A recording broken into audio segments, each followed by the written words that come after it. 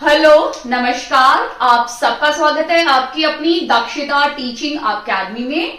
तो आज की वीडियो बहुत ज्यादा स्पेशल है क्योंकि दिल्ली कैंटोनमेंट बोर्ड ने वैकेंसीज निकाली हैं असिस्टेंट टीचर की, जो आप भी भर सकते हैं। तो जो भी गवर्नमेंट जॉब अप्लाई करना चाहते हैं या गवर्नमेंट जॉब में जॉब करना चाहते हैं, वो दिल्ली छावनी परिषद की बोर्ड की जो वैकेंसीज निकली है उस पर ध्यान दीजिए और उनको फिल कीजिए।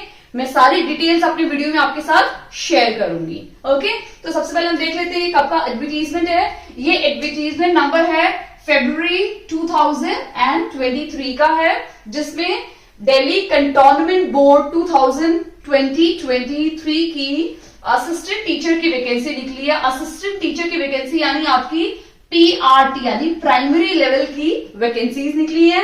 टोटल कितनी वैकेंसीज है अगर हम देखें तो यहाँ पे टोटल 40 वैकेंसीज है, जिसमें से 14 वैकेंसी अनरिजर्व की है।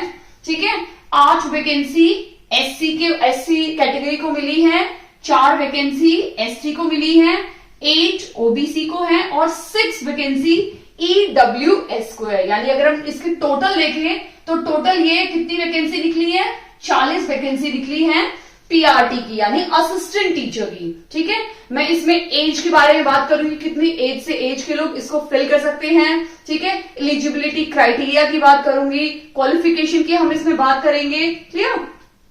तो सबसे पहले अभी हम देखते हैं कि इसकी एलिजिबिलिटी क्राइटेरिया क्या है, यानी कौन कौन लोग इस असिस्टेंट टीचर के पोस्ट के लिए अप्लाई कर सकते हैं।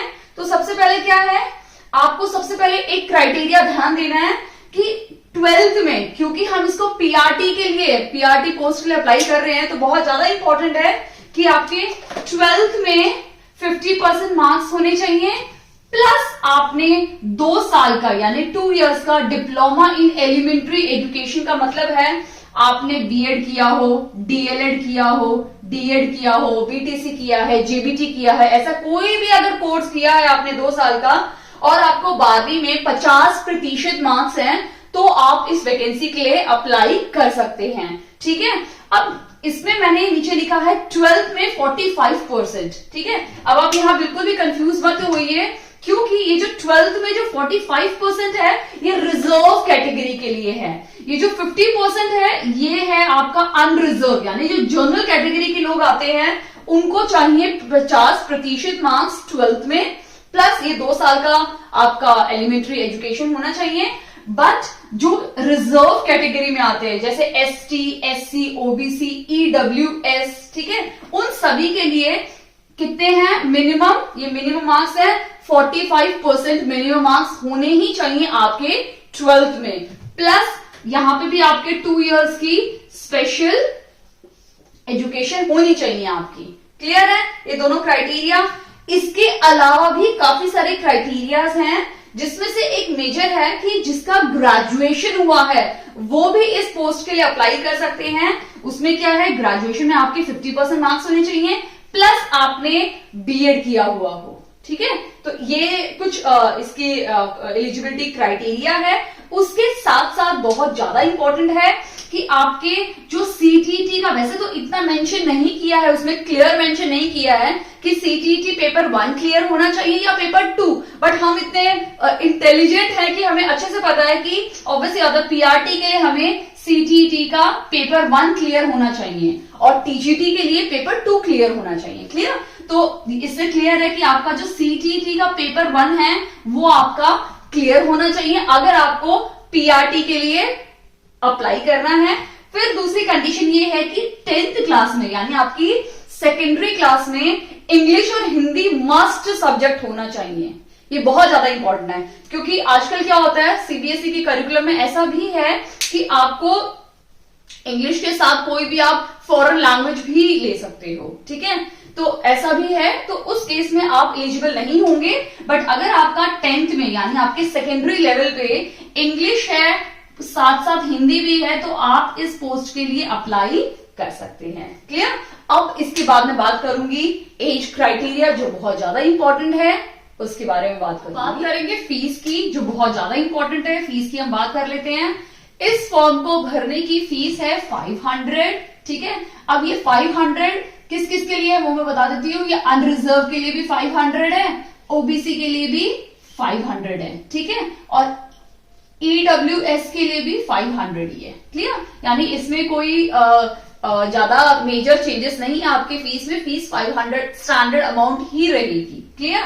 अब हम बात करते हैं एज रिलैक्सेशन की, क्योंकि बहुत ज्यादा इंपॉर्टेंट है। क्योंकि जब हम कोई भी पोस्ट निकलती है उसको भरने की कोशिश करते हैं तो सबसे ज्यादा जो मेजर बैरियर होता है या जो रुकावट होती है वो है हमारी एज, कि कहीं हम उस क्राइटेरिया से बाहर तो नहीं आ गए हैं। तो एज में आपको देखना है कि जिसकी एज 21 से 30 साल के बीच में है वो कैंडिडेट इस फॉर्म को फिल कर सकते हैं।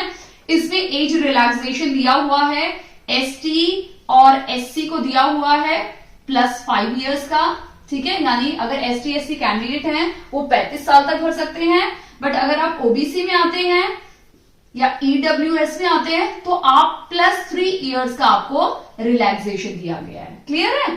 तो आप ये चीज ध्यान दीजिए कि अगर आप ओबीसी में आते हैं तो +3 यानी 33 एज तक आप इसको फॉर्म को फिल कर सकते हैं, ठीक है। अब हम बात करते हैं कि ये कब इसका फॉर्म फिल होना शुरू होगा, आखिरी तारीख क्या है, बहुत ज्यादा इंपॉर्टेंट है। तो ये फॉर्म की जो डेट है वो है 22, यानी 22 फरवरी से शुरू हो चुके हैं फॉर्म फिल करना। आप इसको फिल कर सकते हैं आज ही, ठीक है, क्योंकि इसकी जो आखिरी तारीख है वो है 17 मार्च, यानी 17 मार्च इसकी आखिरी डेट है। उससे पहले आपको ये फॉर्म फिल कर देना है, ठीक है। अब कहां फिल करेंगे वो भी बहुत ज्यादा इंपॉर्टेंट है, तो मैं आपको वेबसाइट प्रोवाइड करती हूँ। वेबसाइट है www.delhi.cant.gov.in, यानी ये है ऑफिशियल वेबसाइट है किसकी, दिल्ली कैंटोनमेंट बोर्ड की। उस वेबसाइट पे आप जाके अपना फॉर्म फिल कर सकते हैं, क्योंकि डेट अभी भी इसी के बीच में है, ठीक है।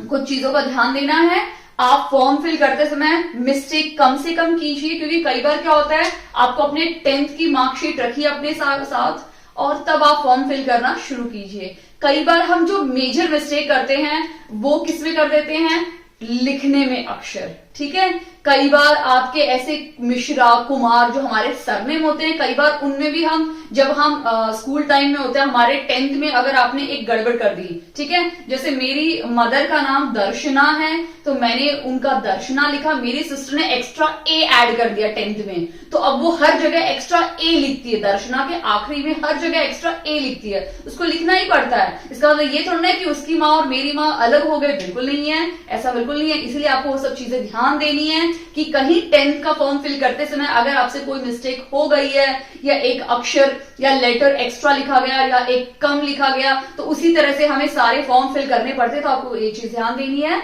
तो जब भी आप फॉर्म फिल करते समय अपना नाम तो हम बिल्कुल सही लिखते हैं, कई बार हम अपने हस्बैंड का नाम स्पेलिंग में या अक्षर में गड़बड़ हो जाती है, डेट ऑफ बर्थ में भी कई बार हम गड़बड़ कर देते हैं, क्योंकि कई बार क्या होता है पेपर्स में ऑन पेपर हमारा डेट ऑफ बर्थ अलग होता है एंड ऑफलाइन आजकल ऑफलाइन का ऑनलाइन का जो जमाना है, तो ऑनलाइन जो पेपर्स में होते हैं ऑन पेपर्स हमारा बर्थडे अलग होता है, एक्चुअल हमारा बर्थडे अलग होता है, तो उसमें भी कई बार हम गलती से बाय मिस्टेक गड़बड़ कर देते हैं। अब एज रिलैक्सेशन की एक बहुत इंपॉर्टेंट चीज मैं बताना चाहती हूँ कि कई लोग क्या होंगे कि उनका अगर 17 मार्च तक भी, 17 मार्च से पहले या 17 मार्च तक भी अगर वो इनके बीच में लाई कर रहे हैं, या कोई किसी की 30 साल खत्म होने वाली है, ठीक है, और वो जनरल कैटेगरी में आता है, बट आपकी 30 साल 15 मार्च को खत्म हो रही है या 17 मार्च को ही खत्म हो रही है, ठीक है, तो आप इस बीच में अगर लाई कर रहे हैं, आपकी एज 30 है तो आप इसको फॉर्म फिल कर सकते हैं। अगर आपका बर्थडे 18 मार्च को है तो ऑब्वियसली बात है आप 17 के बाद ही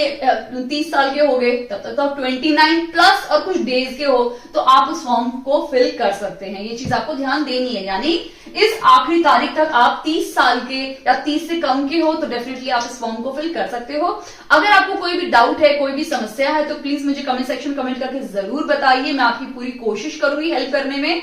और अगली वीडियो के साथ मैं आपको मिलती हूं नेक्स्ट वीडियो में। Thank you.